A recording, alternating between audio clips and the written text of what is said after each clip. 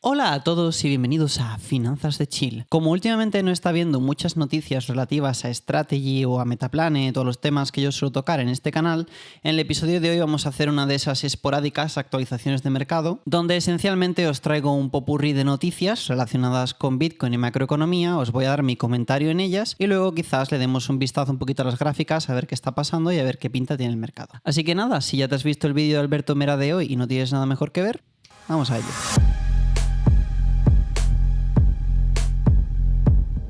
Bueno, pues empecemos con la noticia más reciente, que es que ayer estuvo hablando Jerome Powell, hizo unas declaraciones y bueno, el resumen de las declaraciones que hizo es esta. Powell dice que la Fed podría dejar de reducir su balance dentro de la Fed en los próximos meses. Esta noticia encaja un poco dentro del contexto en el que nos situamos este año, donde sabemos que hay una refinanciación de deuda, de la que he hablado hasta aburrir al personal, y Jerome Powell se ha resistido a todo lo largo del año a bajar tipos, y yo recuerdo cuando anunciaron al principio de años los aranceles que yo decía, van a bajar tipos, y la gente me decía, este tío no tiene ni puñetera idea, pero que los aranceles son inflacionarios, que van a tener que subirlos. Bueno, pues ya tenemos una bajada y ahora se ha anunciado que va a haber una segunda bajada, además de la reducción del balance de la Fed. Para los que no entendáis cómo funciona esto, lo que está diciendo es que la Fed va a dejar de sacar dinero de la economía y que es posible que entre otra vez una fase de quantitative easing donde empiece a introducir nuevo dinero en la economía. Así que bueno, todo esto de una forma muy simplificada, lo que está diciendo el director de la Fed es que de aquí al futuro podemos esperar sucesivas bajadas de tipos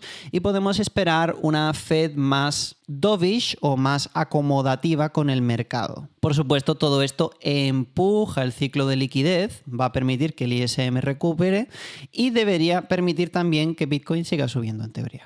Y hablando sobre la Fed y dinero, recientemente nuestro amigo del canal Elon Musk se ha pronunciado con respecto a Bitcoin, respondiendo aquí a esta cuenta, Zero Hedge, que es una cuenta muy conocida entre toda la gente que estamos en temas de política monetaria y tal. Y Zero Hedge, pues básicamente lo que está diciendo es que el problema no es el dinero, es que la inteligencia artificial es la nueva lucha armamentística mundial, ¿no? Y que esa lucha armamentística va a ser financiada por los gobiernos, hablando de Estados Unidos y China, incentivando el crecimiento de la inteligencia artificial. Y te dice, si quieres saber por qué el oro, la plata y Bitcoin están creciendo, lo que estás viendo en el crecimiento de estos activos es el debasamiento de la moneda que está siendo creado, ¿no? Este dinero para financiar esta carrera de armas. Pero tú no puedes imprimir energía, por eso Bitcoin funciona, ¿no? Y a esto Elon Musk responde, correcto, es por eso que Bitcoin está basado en energía. Tú puedes crear moneda fiat falsa y todo gobierno en la historia lo ha hecho. Sin embargo, es imposible fingir energía. Desde luego está claro que ya hasta Elon Musk, que parecía que no se enteraba muy bien del tema de Bitcoin, lo está viendo claro. La teoría de Zero Hedge me resulta muy interesante porque nunca lo había pensado así, como que, claro, los gobiernos ahora tienen que imprimir dinero, pero el nuevo motivo para imprimir dinero ya no es financiar una guerra o ya no es financiar un déficit solamente, es salir del agujero en el que se encuentran, donde el crecimiento económico es inferior al déficit estatal, y para eso necesitan la inteligencia artificial.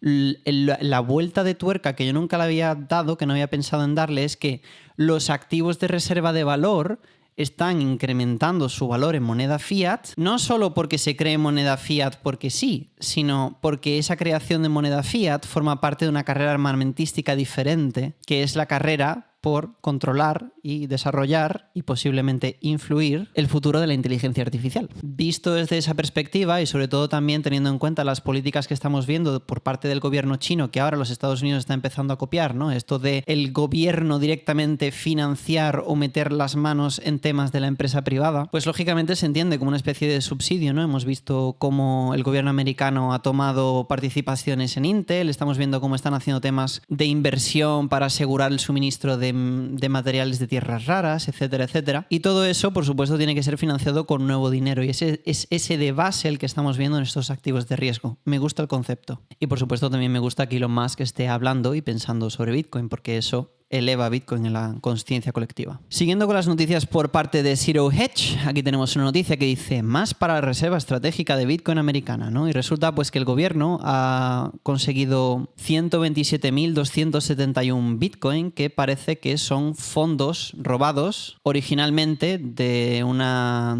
estafa, parece que originaria en China, creo que es de Pig Butchering, no estoy muy seguro. Pero bueno, en resumidas cuentas la noticia es que han conseguido 127.000 Bitcoin que van a confiscar y que probablemente se añadan a esa famosa reserva estratégica de los Estados Unidos, que bueno, que todavía no hemos visto mucho de ella, pero lo queramos o no, es buena noticia que esto haya aparecido y que bueno, que básicamente que los Estados Unidos tengan un poquito de carne en el asador en ese sentido, porque tengan fondos y por tanto les interese que Bitcoin funcione y crezca. Y ahora entrando un poco más en las noticias referentes a lo que hablamos la semana pasada, ¿no? Del flash crash que salió el vídeo el domingo, pues aquí tenéis un meme. ¿Estás ganando, hijo? Y él le dice, sí, papá, gracias por los aranceles, ¿no? Y tiene en su pantalla 352 millones de dólares que ha ganado. Y este meme tiene parte de meme, parte de realidad, y vamos a darle un repaso porque investigaciones que están sucediendo en un canal que a mí me gustaba bastante y lo solía ver yo bastante, que es Coffeezilla. Este tío lo veía yo mucho durante 2021 en El Bicho, que tenía mucho tiempo en mis manos. Me interesaba un montón este tipo de investigación así financiera y tal. Y bueno, lo que parece ser es que coincide que el token relativo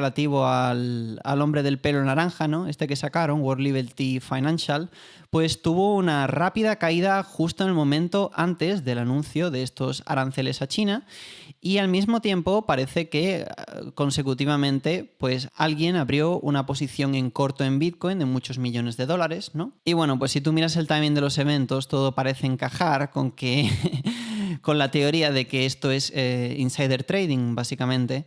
Y que, bueno, pues que esa cascada de liquidaciones que vimos en cripto podría ser hasta cierto punto algo orquestado. Y esto podría venir de información de insider o de corrupción por parte de las altas esferas de la administración americana. A mí, personalmente, esto me recuerda un montón a otro tema de corrupción parecido, que fue el token de Libra, que bueno, a pesar de que yo defiendo las ideas de la libertad y tal y cual, sí que es verdad que no podemos evitar ver el parecido, ¿no? Entre una cosa y la otra, donde aquí un presidente pues utilizó su influencia para mover un mercado cripto y hacer una minoría de amigos suyos muy ricos.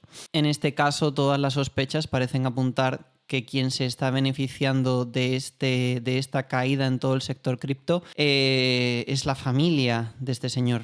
Y bueno, aunque no hay una investigación formal como tal, sí que es verdad que he estado investigando un poquito este tema y todo apunta a que es el caso. Entonces, para que sepáis que yo en mi canal no soy defensor de este señor del pelo naranja, yo os digo que dándole un vistazo esto parece que es lo que hay. Y bueno, si lo recapacito un poco, como persona que es bitcoiner y como persona que cree en Bitcoin y que básicamente defiende las ideas de Bitcoin, no puedo evitar tener un poco sentimientos encontrados con esta situación. Porque por un lado, por supuesto, empatizo con toda la gente que ha perdido fondos y al final entiendo que todo esto es corrupción del más alto nivel.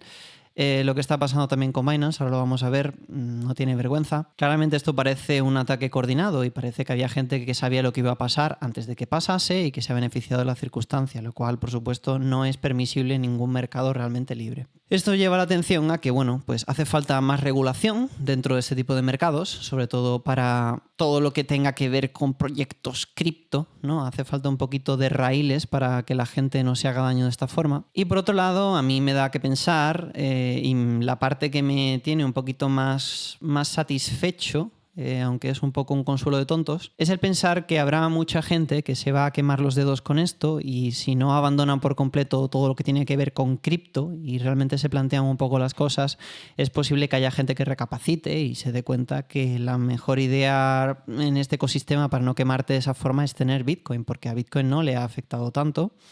Y cualquiera que tuviese Bitcoin en spot sin ninguna clase de apalancamientos ha salido ganando. El mundo del trading es un mundo de suma cero, donde cuando alguien gana mucho dinero haciendo trading, siempre hay alguien en el otro lado de ese trade tomando el contrato opuesto y perdiendo esa misma cantidad de dinero.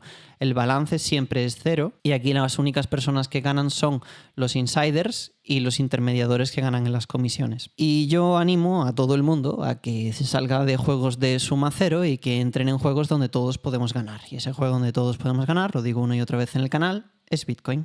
Continuando con las noticias de la administración americana, no sé si recordáis que hace unas semanas puse un post donde básicamente os comentaba, ¿no?, que a Scott Bessent pues le habían sacado una foto Continuando con las noticias de la administración americana, vengo a recordaros que hace un par de semanas puse un post donde os contaba que a nuestro querido Scotty le habían sacado una foto de su teléfono donde habían leído un mensaje, ¿no?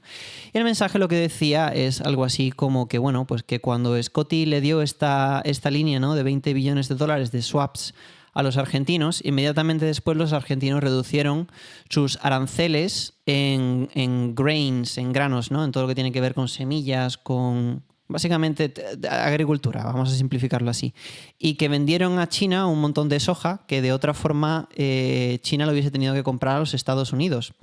Y yo os comentaba, parece que después de los 20 billones en swaps, Argentina reduce los aranceles y ha exportado grandes cantidades de soja a China, dejando a los productores estadounidenses con las cosechas sin vender. Vaya jugarreta más sucia. Bien, pues la última caída que hemos visto en los mercados, que sucedió ayer, el S&P 500 perdió 450 billones de dólares en capitalización en solo 7 minutos, pues es básicamente porque el presidente estadounidense amenazó con detener la importación de aceites de diferentes tipos, ¿no? Aceites de semillas, ¿no?, refinados. Estamos hablando de girasol, estamos hablando de canola, todo eso, de dejar de importarlos de China. Y yo esto, a lo mejor equivocadamente, lo entiendo como una especie de respuesta a esta situación donde China básicamente está jugando a esta guerra arancelaria también un poco a favor de Argentina, que se supone que es un aliado de los Estados Unidos. Entonces yo cuando vi esta noticia de que el mercado cayó ayer por este tema dije, ¡buah! Está claro, es que literalmente esto es una respuesta a lo otro, ¿no? Por lo menos para mí lo parece. Y otra cosa que yo estoy pensando es que, bueno, ¿y por qué el castigo, digamos, le ha llovido a China y por qué siempre le toca pagar a China? Porque al final, vamos a ver, China es un socio comercial de Argentina y tiene sentido que si Argentina le baja los aranceles y le sale más rentable importar de allí en lugar de otro sitio, pues que lo hagan, ¿no? En todo caso, quien estaba haciendo una jugarreta, desde mi punto de vista, era Argentina. Sin embargo, ¿por qué no va el presidente americano a castigar a Argentina después de estas jugarretas? Como te estoy dando dinero y encima ahora vienes y me metes la puñalada por la espalda. Bien, pues yo especulo, insisto en que es especulación, que esto podría tener que ver con lo que más le preocupa a la administración en este momento, que es el tema de las tierras raras. Si ellos no tienen los minerales de tierras raras, básicamente se ven incapaces de producir, y además se ven incapaces de producir para su industria armamentística, la cual parece ser súper importante en este punto de la película, aunque siempre lo ha sido. Entonces, en un intento de asegurarse eso, yo creo que los 20.000 millones en swaps, al final, vamos a ver, tú estás cambiando dólares por pesos y el peso históricamente es una moneda cuyo poder adquisitivo se ha destruido. Básicamente les estás inyectando liquidez a los argentinos y yo creo que esto es como cuando el Fondo Monetario Internacional hace uno de estos préstamos, ¿no?, donde cogen a un país súper pobre, le prestan un montón de dinero, luego saben que no va a volver a pagar o que no va a poder devolverles y luego les imponen unas sanciones o intentan extraer recursos de ese país como pago, entre comillas, a cambio de esa inyección de liquidez. A mí me parece parecido. Yo creo que esta situación es una situación donde Estados Unidos se está dando cuenta que tiene un problema con las tierras raras y al final pues está buscando en cierta manera ese aliado en Argentina, además de en otros lugares del continente estadounidense, donde les hace un préstamo y cuando vea que no se lo pueden devolver le va a decir, pues ahora esto y esto lo quiero en contraprestación si no vas a ser capaz de devolverme los dólares que te di. Por supuesto, esto es totalmente antagónico a cualquier clase de ideal liberal, libertario, porque vamos a ver eso que defiende Milei, ¿no?, de las ideas de la libertad y todo eso. Eso de que venga un gobierno extranjero y que venga a ponerte swaps para básicamente rescatarte y nada de esto tiene que ver con libertad. Ni tampoco me parece una idea muy libertaria aquello de que el presidente americano amenace con que si no vuelve a salir su amigo, y que si ponen a otro grupo de socialistas ahí en el poder, pues que él va a retirar este apoyo, ¿no? Cosa que desde el punto de vista o desde la mentalidad empresarial que este hombre tiene sentido, pero desde luego estás intentando influir las elecciones de un país. Entonces, bueno, de liberal y de libertario esto no tiene nada. Así que muy mal los dos, muy mal. Aunque bueno, la verdad que no sé qué esperaba. Por parte de Binance tenemos un nuevo anuncio que es que van a distribuir 300 millones de dólares a usuarios que fueron liquidados en el crash del 10 de octubre, ¿no? Entonces, bueno, pues parece que le van a dar tickets, ¿no?, por valor de entre $4 y $6.000 a usuarios que hayan sido liquidados, ¿no? Y tienen que haber sido liquidados al menos por valor de $50 y tiene que representar al menos el 30% de los activos que esa persona tenía en su cartera. Básicamente esto es Binance repartiendo limosnas después de uno de los robos más grandes de la historia de cripto. Estos pagos no son meramente simbólicos en comparación con las cantidades de dinero que han liquidado y las cantidades de dinero que han robado.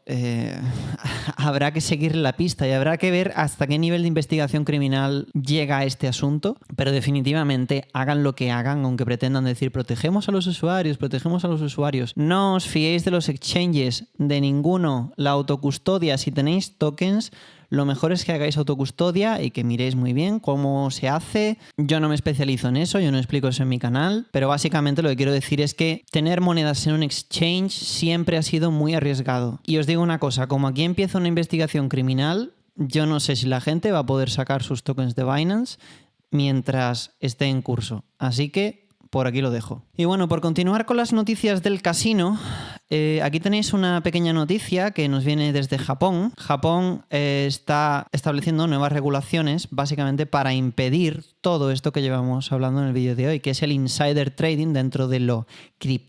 El resumen de la noticia es el siguiente. Se prohíbe la venta o compra de criptomonedas basado en información interna que todavía no es pública, lo cual perseguiría a aquellos que sean insiders en empresas, empleados en exchanges o cualquier persona que tenga información privilegiada. Básicamente están intentando regular el insider trading. Japón, teniendo la historia que tiene con el hackeo de Mt. Gox y con toda ese posterior escepticismo con el mundo cripto, es lógico que haga esto. Y a mí me parece top que exista un castigo para la gente que hace este tipo de actividad. Y de hecho, en cualquier estado de derecho como Dios manda, por supuesto viviendo en los mundos de Yuppie, si el mismo presidente del gobierno estuviese involucrado en una estafa cripto de este estilo y estuviese vendiendo tokens y luego hiciera haciendo lo que hemos estado hablando hoy, pues debería acabar en la cárcel. Y decir lo contrario tiene muy difícil defensa. Por otro lado, yendo a uno de los temas más populares del canal, Metaplanet, la web de Metaplanet ya muestra un MNAV inferior a 1, como especulé básicamente en el vídeo del Flash Crash, os dije que esto podía pasar. Y está sucediendo. Entonces, bueno, pues yo os comentaba, además de esto, que a mí me falta que Bitcoin recupere los niveles de la semana pasada y entonces entraremos de forma seria en niveles donde sería posible comprar la empresa por menos de lo que valen sus tenencias. Es decir, que si Bitcoin subiese a partir de este punto y recuperásemos niveles como los que estábamos antes de $120,000, ¿no?, en máximos históricos y tal, y la empresa se mantiene donde está, pues básicamente el MNAV iría al negativo, ¿no? Y ese es el punto al que yo estoy esperando y estoy muy pendiente de ver si pasa.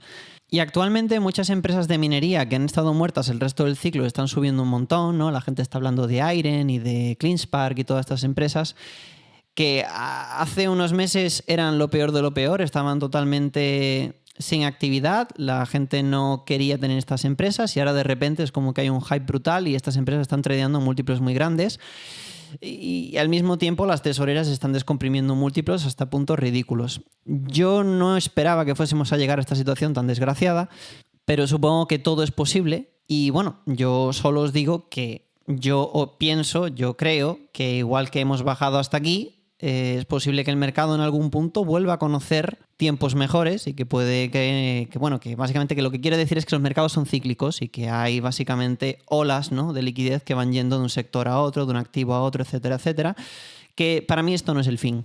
Y que yo creo que es posible, no digo que vaya a ser así, pero es posible que haya un futuro donde nosotros miremos hacia atrás y veamos esta situación actual y pensemos, ostras, pues era un buen momento para apostar por el caballo por el que nadie estaba apostando. Pero bueno, todo se verá, ¿vale? No lo sé. Y ya por último, por introducir una noticia de geopolítica, aquí tenemos a Merz, que es el primer ministro de Alemania, hablando sobre que desearía que el presidente estadounidense utilizase esa misma influencia que ha utilizado en el Medio Oriente para acabar con el conflicto entre Israel y Palestina, para acabar con la guerra que a él le interesa, que es la guerra que está sucediendo en Ucrania. Wenn wir das heute alles so sagen, dann verbindet sich damit auch die Hoffnung, dass der amerikanische Präsident den Einfluss, den ausgeübt hat auf die Beteiligten in der Region, jetzt mit uns gemeinsam auch ausübt auf die russische Regierung. Denn wir dürfen nicht vergessen, es gibt wenige Flugstunden von hier entfernt einen seit 3,5 Jahren andauernden Krieg Russlands gegen die Ukraine. Und ich möchte heute Nachmittag die Gelegenheit nutzen, auch mit dem amerikanischen Präsidenten. Y bueno, en resumidas cuentas dice que la guerra ya ha durado 3 años y medio, que ellos están a pocas horas de vuelo de Rusia y que básicamente que están en peligro y que básicamente lo que está diciendo es: ah, señor Naranja, ¿por qué no utilizas tus poderes de influencia para ayudarnos a nosotros que necesitamos tu ayuda? Vamos a ver, ¿qué os digo? Es vergonzoso que Europa haya caído hasta este punto. Hemos vendido nuestros intereses nacionales, incluso nuestros intereses como Unión Europea, completamente al desmilitarizarnos y completamente al básicamente perder la capacidad de defender nuestros países. Alemania, siendo Alemania, me parece vergonzoso que esté en esta situación donde tengas básicamente al Bundeskanzler, al primer ministro de Alemania, Alemania siendo lo que es, el motor de Europa, la principal potencia de Europa, suplicándole a los americanos que les ayude con el tema de la guerra en Ucrania porque están muy asustaditos. Creo que ya a lo largo del vídeo ha quedado claro con quién nos estamos jugando los cuartos, básicamente, y mi opinión de esta persona. Todo lo que esta persona hace lo hace en su interés propio. Existen altos niveles de corrupción, altos niveles de matonismo, altos niveles de barrer para casa y de insider trading y ese tipo de cosas. Y geopolíticamente esta persona es una persona que solo entiende la amenaza y abusa el poder que tienen los Estados Unidos para doblegar la voluntad ajena. Entonces, yo no sé qué está pensando la clase política europea para haber vendido su interés y su defensa a esta gente. Pero desde luego aquí o nos ponemos las pilas, y como digo aquí digo en toda Europa, o nos vamos a ver en una situación muy precaria muy pronto. Y a mí no me gusta depender de que los americanos hagan esto o hagan aquello. Yo creo que la responsabilidad es nuestra y en todo momento ha sido nuestra, y el fallo nuestro ha sido siempre el dejar que el gasto militar corra de cuenta de otro. Que, por cierto, con eso le están poniendo las orejas calentitas también a nuestro presidente del gobierno, porque dice, bueno, como a mí la guerra me queda súper lejos, ¿para qué voy yo a comprometerme a los gastos de la OTAN si esto es una película que no tiene nada que ver conmigo? Cuidadito, cuidadito, cuidadito, como tengamos un problema por el sur. Porque ahí sí que estamos en primera línea y telita marinera. En fin, tampoco quiero entrar mucho en política en el canal. Y bueno, ya por último vamos a darle un vistazo a esas gráficas, a ver qué está sucediendo. Yo aquí tengo la gráfica de Bitcoin que he estado mirando pues desde verano y bueno, esencialmente pues seguimos aquí atascados en este rango lateral. Tuvimos una gran caída por el primer anuncio de los aranceles y ahora otra caída más pequeña, ¿no? Con el tema de los aceites estos de cocinar y tal. Bitcoin parece que le están gustando mucho estos dos niveles. El nivel de soporte en 110.000, podéis ver que está rebotando varias veces ahí y estos últimos días ha estado oscilando alrededor de los 112. ¿Qué es lo que yo quiero ver? Pues lo que yo quiero ver básicamente es que Bitcoin aguante el tipo hasta que la Fed baje tipos y veamos una nueva ola de liquidez entrar en la economía, esencialmente. Yo siempre que no baje de este nivel de aquí, que son los $107.000, estoy contento. Aquí es justo donde llegó la punta de máximo miedo, o sea que es un nivel que ha aguantado bastante bien hasta ahora. Y yo siempre que estemos por encima de estos tres niveles estoy tranquilo. Si damos un vistazo así un poquito más generalizado, podemos ver cómo el S&P se está recuperando de la caída que tuvimos el viernes. Nasdaq muy parecido. El índice de volatilidad está muy alto, lo que indica que hay muchísimas turbulencias en el mercado. Aunque bueno, si lo ponemos en perspectiva comparado con el tema de los aranceles a principio de año, la verdad es que no es para tanto. Metaplanet sigue yendo para abajo, corriendo que se las pela, escarbando a ver dónde está ese fondo. Espérate, vamos a darle un vistazo aquí a las analíticas, a ver dónde está el MNAV. El MNAV está a 0,98, está prácticamente anclado una mijita por debajo de 1, está ahí probando a ver qué pasa, ¿no? Mojándose un poco los piececitos. Si lo vemos bajar más, yo creo que alguna clase de reversión debería ser posible, pero bueno, me he equivocado ya demasiado con esta acción en mis pronósticos, así que tampoco me aventuro yo a decir mucho.